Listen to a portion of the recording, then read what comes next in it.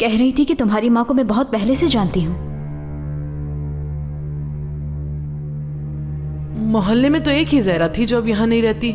नहीं, आप नहीं। वो कह रही थी कि तुम्हारी असल माँ को जानती हूँ मैं।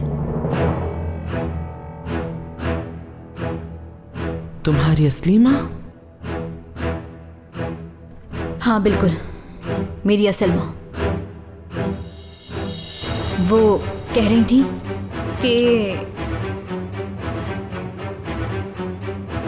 आपने अपना बेटा उन्हें दे दिया था और उन्होंने अपनी बेटी आपको दे दी।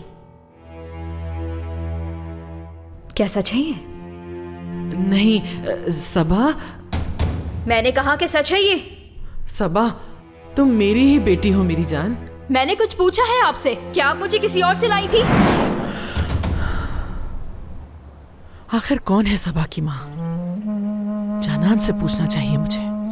नहीं, पहले जाकर अमीने से बात करनी चाहिए मुझे।